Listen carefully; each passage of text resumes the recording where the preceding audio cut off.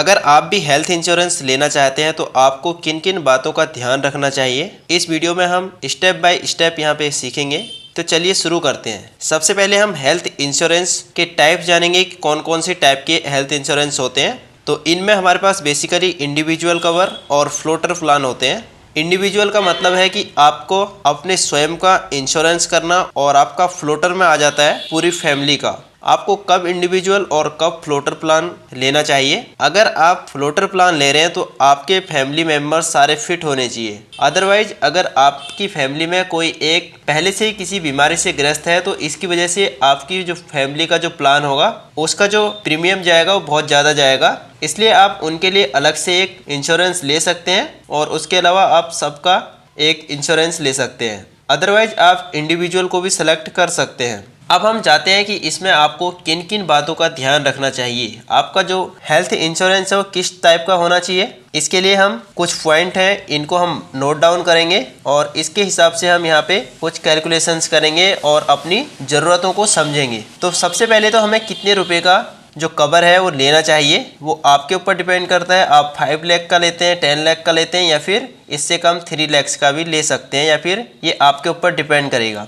और health insurance को लेते समय आपको उसके क्लेम सेटलमेंट रेशियो को चेक करना बहुत ज़रूरी है। आपका जो क्लेम सेटलमेंट रेशियो होना चाहिए उस कंपनी का वो 90% से अबव होना चाहिए।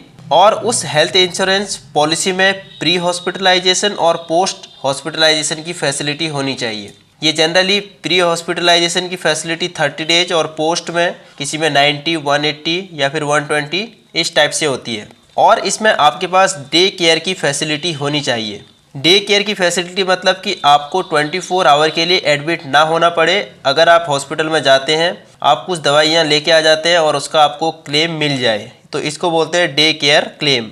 और इसके बाद रूम रेंट। जनरली आपका जो रूम रेंट होता है वो आपकी कवर का 1% होता है। अगर आपका कवर 5 लाख का है तो आपका जो 1% आएगा 5000 आएगा। अब अगर आपका जो ये रूम का रेंट है 10,000 अगर आ जाता है किसी हॉस्पिटल में, तो ये आपका जो रूम रेंट है कंपनी आपको 5,000 पे करेगी, 10,000 नहीं करेगी। और कभी कभी इसी रूम रेंट का जो लिंकेज होता है आपके और सारे खर्चों के साथ भी होता है, तो उस केस में कंपनी 50% यानी कि 10 का 5,000 अगर आपको अगर दे रही है, तो ठीक उसी प्रकार से अगर आपका कोई बिल 1 लाख का आता है तो उसका भी 50,000 देगी। इस बात को आपको पहले से कंफर्म करना है कि आपका जो रूम रेंट हो वो आपके अदर खर्चों के साथ लिंकेज ना हो।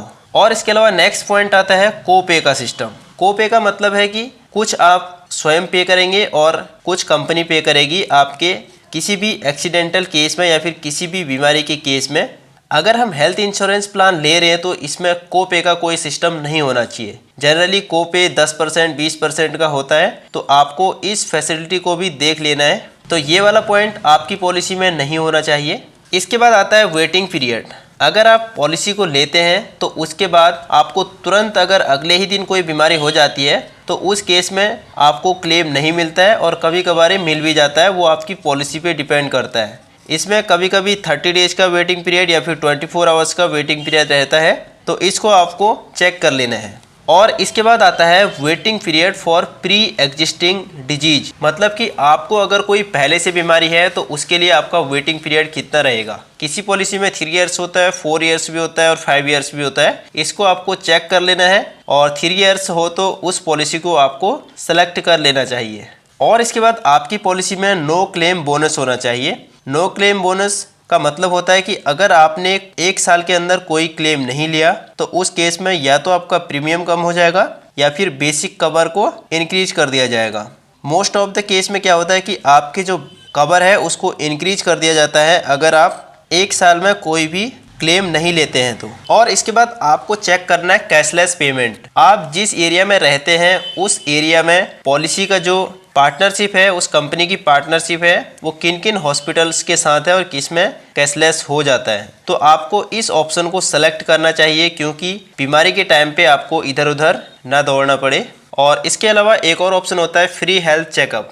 अगर आपकी पॉलिसी में फ्री हेल्थ चेकअप है तो आपको इसको भी ले लेना चाहिए क्योंकि आपको कभी भी हेल्थ को चेकअप करवाने की ज़रूरत हो सकती है या फिर आपको साल में एक बार हेल्थ चेकअप जरूर करवाना चाहिए। तो ये सारे पॉइंट आपको यहाँ पे नोट डाउन कर लेने हैं। अब आप इस पॉलिसी को कैसे सर्च करेंगे, इसके लिए भी आप स्टेप बाय स्टेप सीखेंगे यहाँ पे।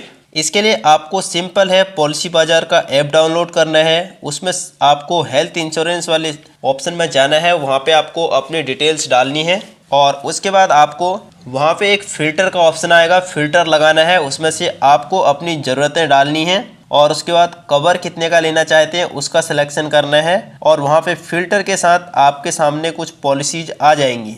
10, 15, 20 या फिर 25 पॉलिसी कुछ इस टाइप से आ जाएंगी जितने आपके एरिया में अवेलेबल होंगी। उनमें से आपको बेस्ट पॉलिसी को सिलेक्ट कर लेना है जिसका क्लेम सेटलमेंट रेशियो अच्छा हो। अगर आपको क्लेम सेटलमेंट रेशियो को जानना है तो इसके लिए आपको IRDA की ऑफिशियल वेबसाइट में एक रिपोर्ट होती है, उस रिपोर्ट को डाउनलोड करना है और उसके बाद आपको उस कंपनी का नेम उस PDF में सर्च करना है और उसका आपको क्लेम सेटलमेंट रेशियो दिख जाएगा। तो आज की वीडियो में हमने सीखा बेस्ट हेल्थ इंश्योरेंस को किस प्रकार से सेलेक्ट करते हैं। तो अगली वीडियो में हमारे साथ जुड़ने के लिए हमारे चैनल को सब्सक्राइब कर लें और बेल आइकन को दबा दें ताकि नेक्स्ट वीडियो का नोटिफिकेशन आप तक सबसे पहले पहुंचे।